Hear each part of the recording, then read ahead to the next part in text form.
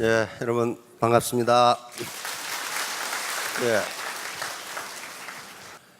전국에 있는 73개 센터에서도 청취를 하고 있다고 합니다. 그러니까 여기 계신 분들은 굉장히 락키한 분들입니다. 직접 이렇게 여기까지 오셨으니까. 센터에 물어보니까 가끔은 중계가 끊긴다고 그래요. 이게 여러 가지 기술적인 문제로. 센터에 지금 계신 분들 맨날 센터에만 계시지 마시고 가끔 나오시기 바랍니다. 아무래도 센터에 있으면요 집중이 되질 않아요. 뒤에서 왔다 갔다 하고 커피 타 먹고 무엇이 어떻고 그러면서 잘 안 돼. 그런데 기 중에서 사람의 기가 가장 좋다고 그럽니다. 건축하는 제 지인한테 물어보니까 집을 지어서 사람이 살면은 그 집이 오래 간답니다. 70년도 가고. 근데 빈집이 되면 갑자기 무너진대요. 가끔 우리 그런 걸 보지요. 시골에 농부 부부가 잘 살았는데 아들 따라 이사 가고 나니까 얼마 안 돼서 집이 무너지고. 그래서 사람의 기가 그렇게 좋답니다. 가장 강하답니다. 그러니까 기라는 것은 보이지는 않아요. 기는 에너지하고 다릅니다. 기는 에너지가 아니에요. 기는 그러니까 요게 쌀미니까 쌀밥 먹으면 기가 나와요. 쌀미 짜잖아요. 이제 물리학이나 가방끈이 긴 분들이 기를 믿지 않는 게 기를 물리적으로 측정할 수 없다는 데 있어요. 과학하는 사람들은, 그러니까 가방끈이 좀 있는 사람들은 물리적으로 측정할 수 있는 것만 과학이라고 생각한다고. 근데 기를 어떻게 측정해? 예를 들면 어떤 분은 만나면은 준 것 없이 기분 좋은 사람이 있는데 어떤 분은 만나면 준 것 없이 기분 나쁜 놈이 있어요. 그게 기가 왔다 갔다 하는 거거든요. 그걸 어떻게 측정하냐고. 측정할 수 없어요. 마찬가지로 여기 오신 분들이 여기 실패하러 오신 분 혹시 계시는가? 나는 반드시 실패해야 되겠다. 그런 분들은 옆에 분들이 잘 돌봐드려야 됩니다. 그건 잘 돌봐드려야지 가만두면 안 돼요. 그건 돌봐드려야 돼요. 여기 오신 분들이 뭔가 꿈과 비전을 가지고 성공하겠다는 마음을 가지고 오셨어. 그렇죠? 거기서 기가 발산된단 말이야. 파지티브한 기가 발산돼요. 자, 아무튼 요겁니다. 이게 자본주의 대한민국에 사는데 전부예요. 소득면에서 전부예요. 자본이 있어야 되고, 자본이 있으면 생산성이 높아지고, 생산성이 높아지면 소득이 높아집니다. 반대로 소득이 높으려면 생산성이 높아야 되고, 생산성이 높으려면 자본이 있어야 됩니다. 요거 없이 억지로 돈 벌려고 해도 돈이 벌린 게 아니라 골병만 들어요. 골병만. 우리 사회에 기울어진 운동장 이론이 있습니다. 별로 이론 다 있죠. 기울어진 운동장 이론.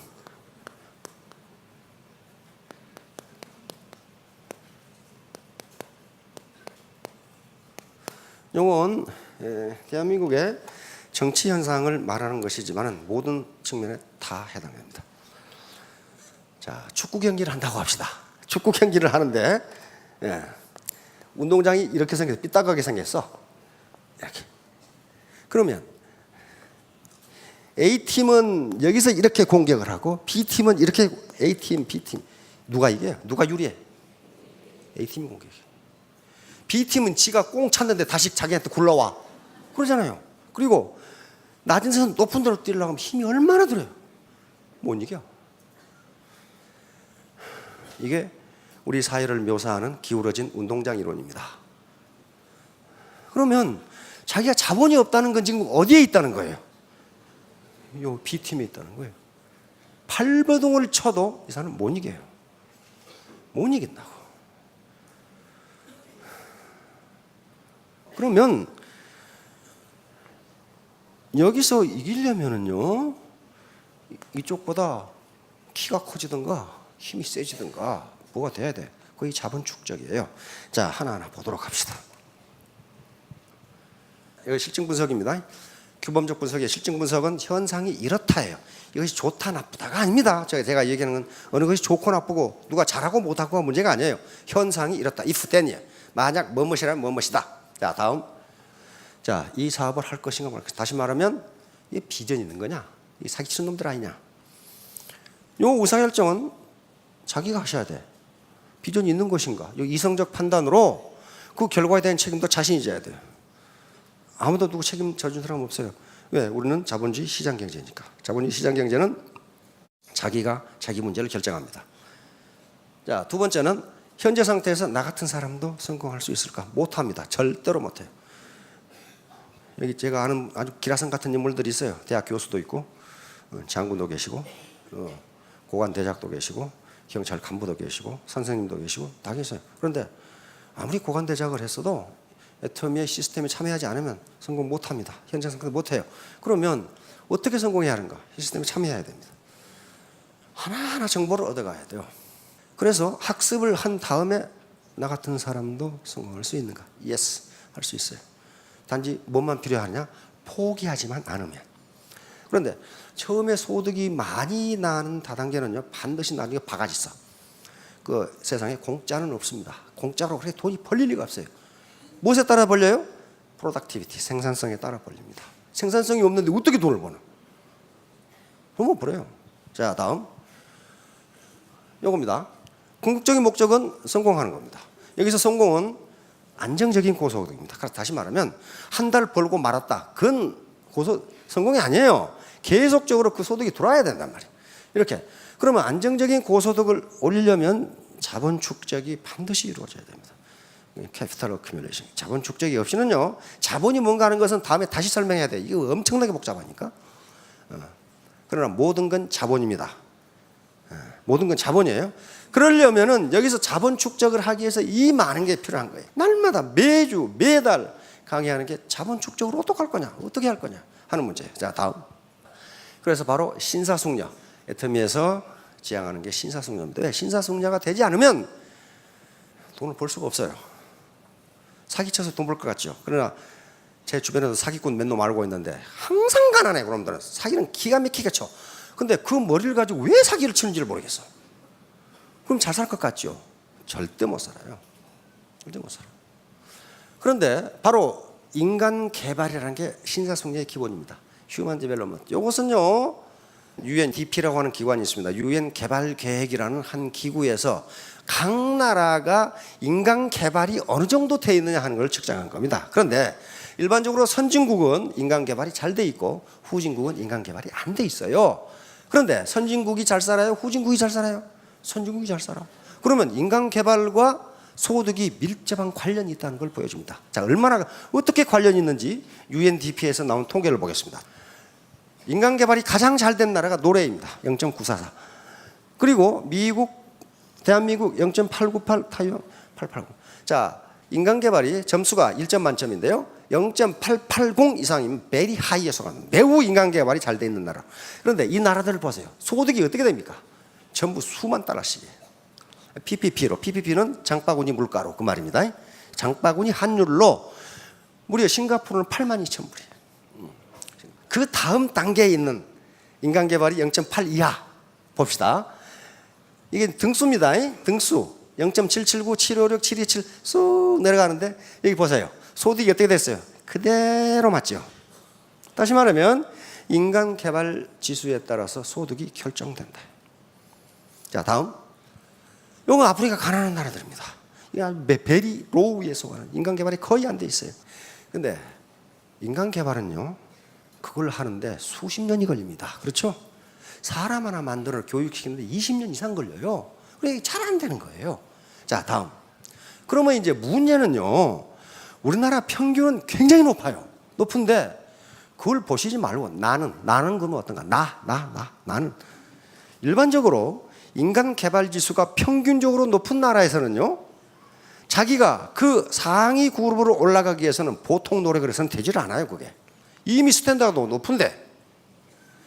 그러니까 현재 우리나라에서 내 인간 개발 지수가 어느 정도인가, 내 자본 축적 정도가 어느 정도인가를 봐야지 국가 평균이 어느 정도냐?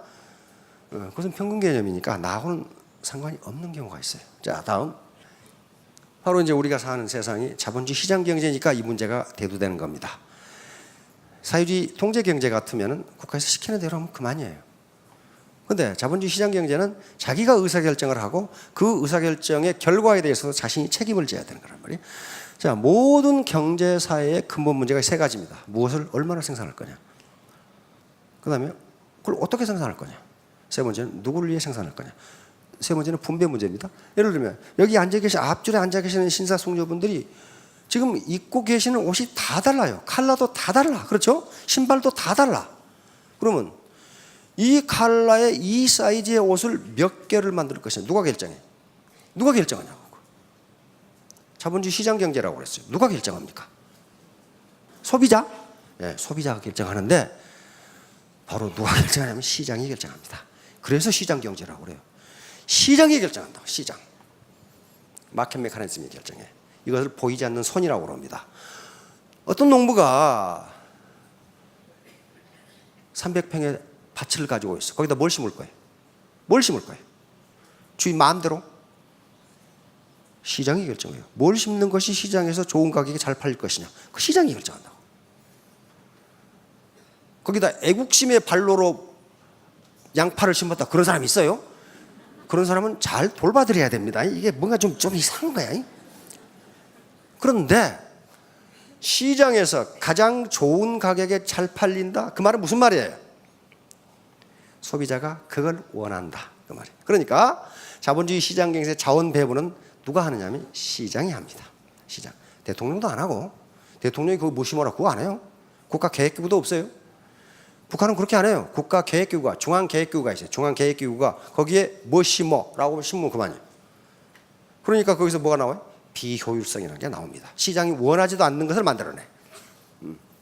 자본주의 시장 경제는 시장이 해결하기 때문에 결국 그 생산의 의사결정, 무엇을 얼마나 생산할 것인가, 그 다음에 어떻게 생산할 것인가, 무슨 원료를 써서, 무슨 기계를 써서, 노동을 얼마나 하고, 어떻게 생산할 것인가, 전부 시장이 결정합니다.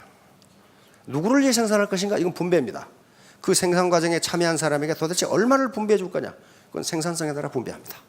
생산성이 전혀 없는데 많은 분배를 해버리면 망해버려요. 그렇죠?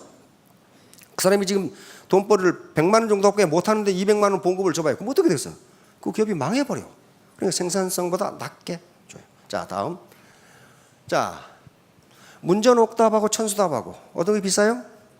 천수답, 문전옥답이 당연히 비싸지. 과거에 농경시대에는 문전옥답과 천수답 비교하는데 왜 그래? 왜 그렇습니까? 왜 문전옥답이 비쌉니까? 답이 나왔잖아요. 생산성이 높아요. 생산성이 높다. 같은 면적의 땅이라도 생산성이 높아. 그러니까 그게 비싼 거예요. 그 다음에 강남 상가고 봉천동 상가, 이건 임대료가 비교가 되질 않아요. 그 다음에 현대자동차, 이거 다 그렇죠. 프로야구 이승엽 선수, 보통 선수, 이건 연봉의 차이가 보통 나는 게 아니에요. 그럼 이승엽 선수는 왜 연봉이 높아요? 이쁘게 생겨서? 그렇잖아요. 생산성이 높아. 홈런을 잘 쳐. 생산성이 엄청나게 높아. 프로야구 때 삼성하고 롯데하고 경기한다. 그런데 9회 말 투아웃, 9회 말 투아웃에 삼성이 3대4로 지고 있어. 그런데 이승엽이가 방망이를 돌리면서 나왔어. 그럼 어떻게 돼요? 마누라가 불러도 모르고 머리가 TV 속으로 들어가죠 지금. 왜? 홈런을 칠 가능성이 높아. 그렇죠? 다른 사람보다 확률이 높아. 그러니까 어때요? 연봉이 높아요. 나왔다 하면 스트라이크가 없던 놈은 연봉 3천만 원도 안 돼. 다음에 김연아하고 보통 여자 모델 누가 높아? 매력은 자본입니다. 나중에 매력자 보는 데서 할 겁니다. 매력은 얼굴만 예뻐 되는 게 아니에요. 김연아가 현재 그 얼굴을 가지고 피겨스케이팅도 못하고 아무것도 못했다. 그러면 모델료가 그렇게 나옵니까? 안 나와요. 그러면 김연아를 매력적이게 화장품 광고 모델이나 그다음에 에어컨 광고 모델도 쓸 수 있는 뭔가 무슨 매력이 있다는 거예요. 그 매력 자본이. 올가서 여자 사장님들은 거울을 보시고 그렇게 말씀하십시오. 나는 왜 이렇게 매력 있지? 아우, 내가 나라도 나한테 빠져. 그렇게 이야기해 보세요. 그러면 점점 매력이 있어집니다. 그런다는 이론이 있고 실제로 그런다고 합니다. 그게. 자, 다음. 이게 이분은 낫이라는 자본과 노동이 결합을 했습니다. 낫은 자본입니다. 그다음에 이분은 예촉이라는 자본과 노동이 결합했는데 누가 생산성이 높아요? 훨씬 높습니다. 다 깎았잖아요. 그런데 누가 더 힘들어? 이 사람이 힘들어. 다시 말하면 더 힘들게 일하는데 생산성은 훨씬 낮아요. 이 아줌마가 가지고 갈 것은 허리 다리 아픈 것밖에 없어요. 아무것도 없어. 일을 열심히 안 했어요? 했어요.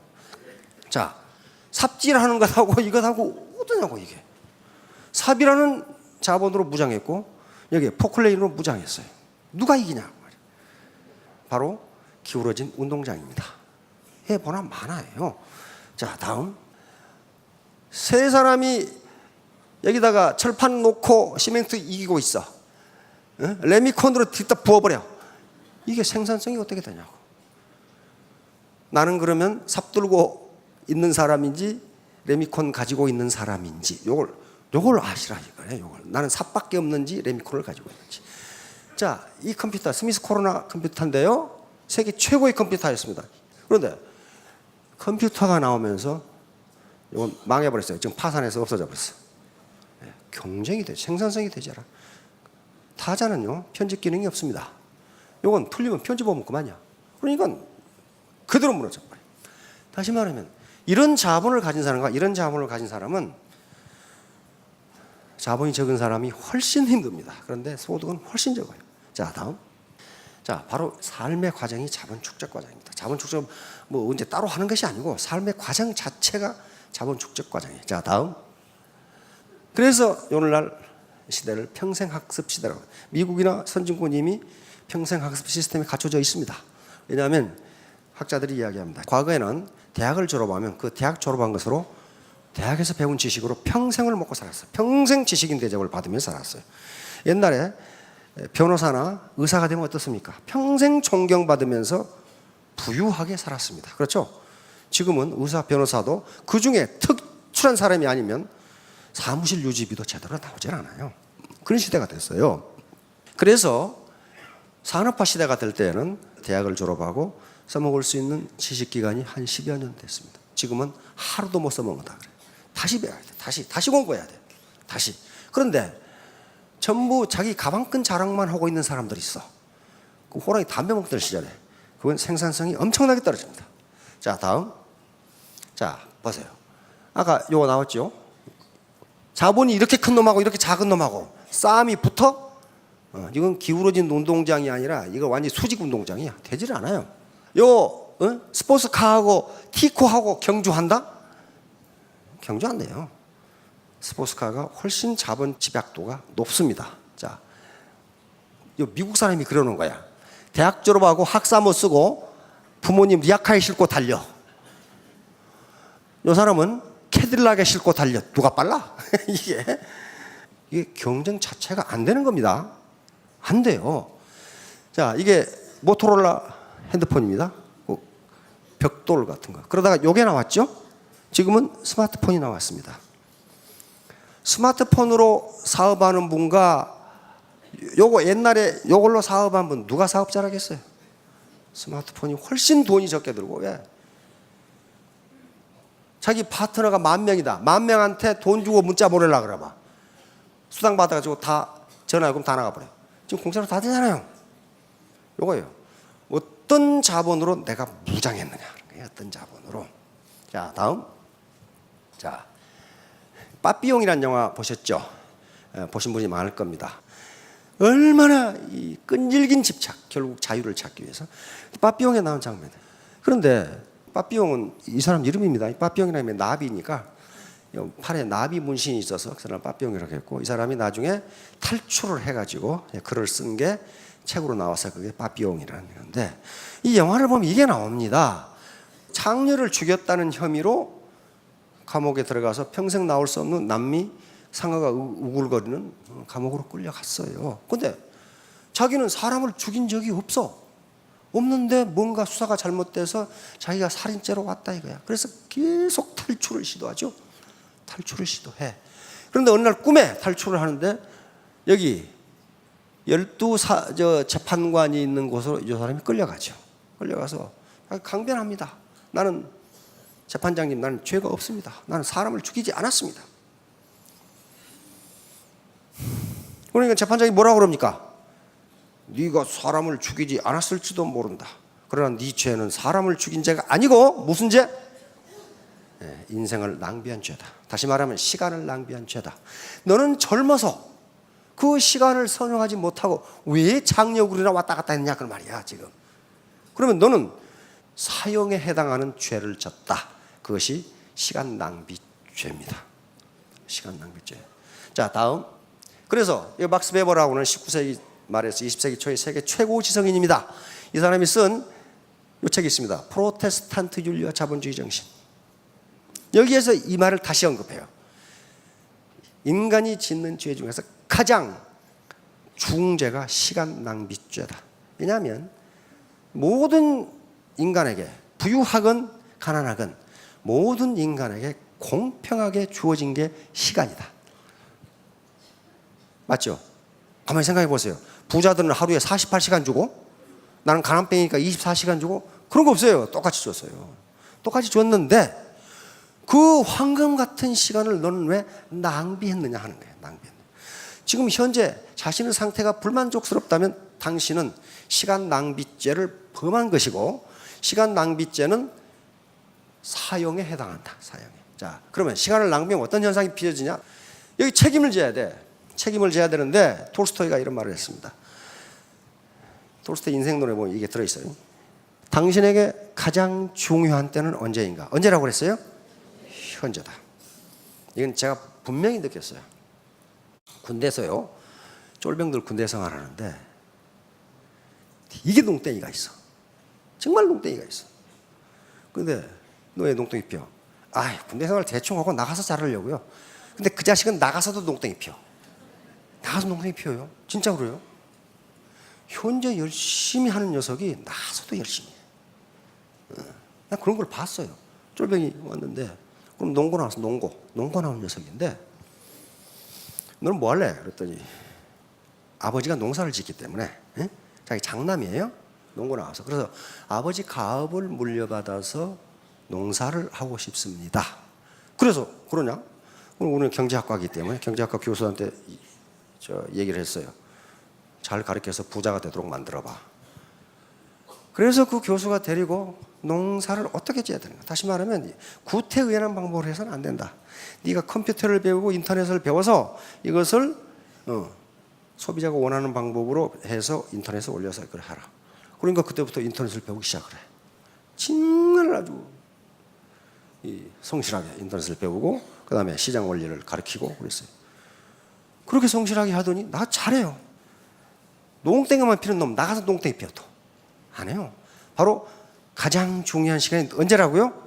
현재입니다. 따라서 저에게 있어서 가장 중요한 시간은 지금 강의하는 시간이고 여러분들은 지금 듣는 시간이에요.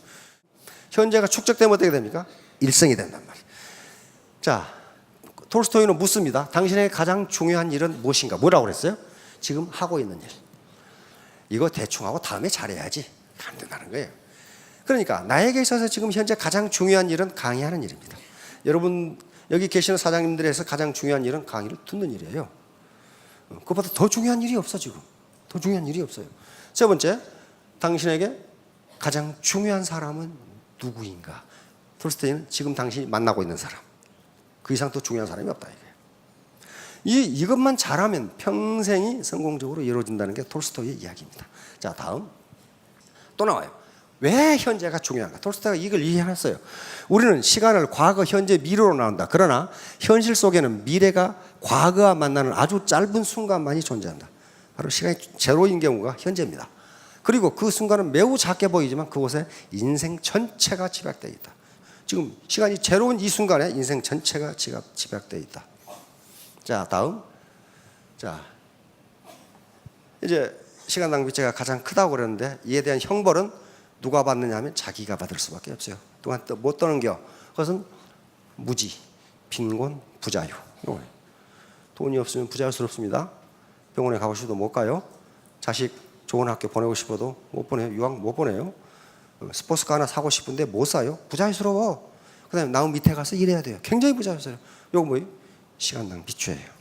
시간 낭비죄. 왜 똑같이 시간을 줬는데 너는 낭비했느냐. 그거거든요. 그래서 바로 현재 자기의 삶이 불만족스럽고 보잘것없다면 그것은 내가 과연 시간을 선용했는지. 바로 서구가 200년 동안 전 지구를 지배했는데 그것은 무기만 가지고 그렇게 한 게 아닙니다. 세계에서 청나라 시대까지 세계에서 가장 강한 국가가 어디였습니까? 청나라 시대까지 중국이었어요. 중국이 최고로 강했어요. 그런데 허송세월 그랬어. 허송세월. 그러다가 망한 거예요. 자, 다음. 자, 영화 사관과 신사. 이것도 보시기 바랍니다. An Officer and a Gentleman. 이것은 리차드 기어라고 하는 아주 근육질 사나이. 지금도 아주 잘생겼어요. 백발이 하얀데 기가 막히게 잘생겼죠. 요 사나이가 해군 항공조종사 사관학교에 들어가서 훈련을 받으면서, 즉 장교가 되어가면서 신사가 되어가는 과정을 그린 영화입니다. 그런데 이 리처드 기어는 가정 환경이 매우 좋지 않아요. 매우 좋지 않아. 아버지는 군인인데 어머니를 만나서 리처드 기어를 낳고 어디론가 장려촌으로 가버렸고, 어머니는 그것 때문에 자살해버렸고, 그래서 모든 인간을 믿지 않아. 그리고 자기밖에 몰라. 그러니까 이 사관학교에 들어가가지고 자기밖에 몰라. 맨 규정만 어기고 자기 이익을 위해서는 뭐든 다 해. 그러나 엄청난 훈련을 받으면서 점점 신사가 되어갑니다. 사관학교 기간 동안에 시골 종이공장에서 일하는 아가씨를 사귀었죠. 자기 걸프렌드였어요. 그래서 차버렸어. 왜? 모든 사람을 믿지를 못해. 그러나 신사가 되면, 신사는 뭡니까? 자기 언행에 대해서 책임을 지는 게 신사입니다. 자기가 한 행동에 대해서 책임을 지는 게. 나중에 바로 해군 장교가 돼가지고 그 시골 종이공장으로 뚜벅뚜벅 걸어가서 이 아가씨를 번쩍 들고 나오면서 영화가 끝납니다. 여기서 아주 아가씨들이 감격을 하죠. 왜? 신사는 자기의 언행에 대해서 책임을 진다. 여기 신사뿐만 아니라 성녀도 그렇습니다. 파트너들에게 내가 당신 성공시켜줄게 했으면 이 말에 대해서 어떻게 해야 된다? 책임을 져야 돼. 그 다른 변명이 필요 없어요. 이게 신사 숙녀입니다. 그래야만 성공할 수 있어요. 자, 다음. 바로 신사 숙녀의 품격, 교양과 예의 범절입니다. 교양과 예의 범절. 신사 숙녀는 뭐 학력이 높아야 된다, 뭐 그런 거 아닙니다. 경력이 좋아야 된다, 그런 거 아니고, 애터미에서 규정하는 신사 숙녀는 건전한 상식을 가진 민주시민, 이렇게 규정하고 있어요. 건전한 상식을 가진 민주시민. 지식은 있으나 상식이 없는 사람을 몰상식한 놈이라고 그러거든. 정말 사기친 사람들 보면 지식이 굉장히 많아요. 그런데 상식이 없는 사람이에요. 애터미에도 그런 사람이 덜어 있어. 당신 베팅하지 말라고 그렇게 얘기했잖아. 응? 유인하지 말라고 그렇게 얘기했잖아. 과대 광고하지 말라고 그렇게 얘기했잖아. 원칙을 지키라는데 왜 원칙을 안 지켜? 그럼 뭐라고 하는지 아십니까? 당신들이 말하는 원칙이 뭐요? 나는 원칙에 대해 들어본 적이 없어. 원칙이 뭔지도, 아유, 도둑질하는 것은 원칙이 아닙니다. 새치기 하는 게 원칙이에요? 아니에요. 어? 배팅하는 게 원칙입니까? 왜? 밑에 사람에게 피해를 주잖아요. 원칙 아니에요. 그런 상식도 없는 사람이 성공할 것 같으냐? 성공 못해요. 왜? 아무도 그 사람을 믿어주질 않아. 아무도 믿어줘. 저런 몰상식한 놈 그런단 말이에요. 믿어주지 않아. 지하철에서 양노석에 젊은 놈이 앉아 있어. 그것은 법으로 앉지 말하는 것은 없어요. 그렇죠? 거기 앉는다고 해서 법적으로 처벌 못 합니다. 그렇죠? 그러나 거기 앉지 않는 게 상식이야. 그렇죠? 상식이라고, 상식. 건전한 상식이에요. 임산부가 옆에 서 있으면 자리를 양보하는 게 상식이지 그것은 법이 아니에요. 그렇죠? 그러니까 그는 건전한 상식을 가지면 신사성녀가 된다, 그런 말이에요. 학력이 높다거나 무슨 뭐 나이가 젊다거나 그런 거하고 관계없어요. 자, 그렇게 되면은 성공한다 말이에요. 자, 다음. 그러면 애터미 사업은 성공하기 쉽지 않다고 그랬어요. 그것은 무슨 굉장히 무슨 기술적 어려움이 그래서 그런 게 아니고, 제가 지금까지 살아오면서 보니까 사람 상대하기가 제일 힘들어요. 정말 아주 그냥 벽창호 같은 도를 놓고 이야기하지 차라리 얘기가 안 통하는 사람이 있어요. 왜? 자기 고정관념이 꽉 차 있어요. 누가 그러거든. 저 사람 대단한 사람이라고. 그 사람 좋아하는데 대단한 사람이라는 게 뭐라고 그랬어요? 대가리가 단단한 사람. 대단한 사람. 말이 들어가지를 않아. 들어가지를. 그러나 그런 사람을 우리는 버리지 않는다고 그랬어요. 손잡고 같이 가자.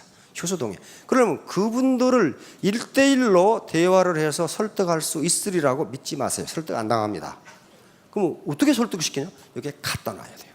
갖다 놓으면 여기 계신 분들이 전부 다 여기서 파지티브한 기, 이 긍정적인 기가 나오기 때문에 그 사람을 어떻게 해서든지 이런 강의를 한마디라도 들으면 변하기 시작합니다. 다른 방법이 없어요. 못 바꿉니다. 그런데 계속 거절을 당해. 원데이 가자. No, 날아가나. 석세스 가자. No, 날아가나. 이러면서 점점 자기 수양이 되어갑니다. 아무도 내 마음대로 할 수가 없어요. 그러면서 점점 내가 이분을 설득하려면 내 자본축적을 어떻게 해야 될까? 내 언어를 어떻게 구사해야 될까? 내 태도를 어떻게 해야 될까? 이런 것들이 자본축적의 과정이에요. 사관학교 4년 교육받아가지고 뭐가 됩니까? 통상 남자들은 밥풀떼기 하나 그러죠.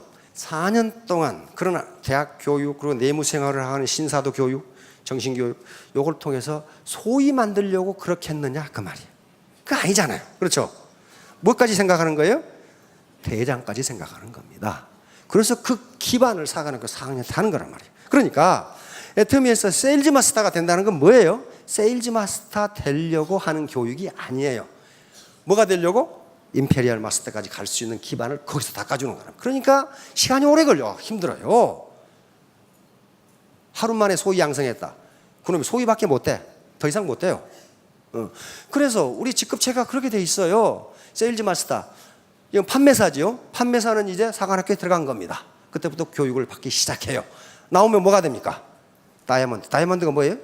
유관장교입니다. 유관장교. 밥풀떼기. 유관장교 이게 다이아몬드예요. 여기서 열심히 하면 뭐가 됩니까? 샤론이 되죠? 샤론 노지가 무궁화입니다. 무궁화 연관장교예요. 무궁화. 이게 끝나면 여기서 훈련 과정이 끝나면 뭐가 돼요? 스타마스터는 장군이에요. 직급 체계 자체가 이렇게 돼 있어요. 그러니까 어때요? 계속적인 훈련 과정을 통해서 진급하라는 거예요. 신사가 되면서. 그러고 나는 로얄 마스터예요. 로얄 마스터 뭡니까? 왕족이에요. 왕족. 그러니까 우리 애터미의 계급 체계가 이렇게 돼 있어요. 이제 자기가 세일즈 마스터 됐다는 건 사관학교 들어가서 훈련 받기 시작한다. 이렇게 되는 거예요. 그러면 그걸 마치면 뭐가 된다? 유관장교 다이아몬드가 됩니다. 다이아몬드를 마치고 성공적으로 다이아몬드를 마치면 육군대학을 가면서 연관장교 소령이 됩니다. 그게 이제 샤론 로즈 마스터예요. 응? 무궁화예요, 무궁화. 샤론 로즈 마스터에서 로얄 클럽에 들어와도 아직 스타가 못했어. 그렇죠? 돈은 벌지만 거기서 훈련 과정을 거치면 스타 마스터. 이건 장군이 됩니다. 장군이 된 다음에 한참 후에 왕족 로얄 마스터가 돼서 그 다음에 이제 크라운도 왕족이고 임페리얼도 왕족이에요. 전부 왕족들이죠. 왕족들이. 그러니까 여기 와서 1년간 고생하고 한 게 세일즈 마스터 되면 다 된다라고 얘기하는데 그게 왜 그렇게 이야기하느냐? 그게 중요하니까 그렇단 말이에요. 일단 사관학교는 들어가야 뭐 장교가 되든지 말든지 그럴 거 아니에요. 에? 거기서 죽어라고 훈련을 받아서 다이아몬드가 된다. 거기서 샤론이 되고 스타가 되고 로얄로 올라간다. 자, 3년 후, 5년 후에 모두 스타 마스터, 로얄 마스터가 되시기 바랍니다. 감사합니다.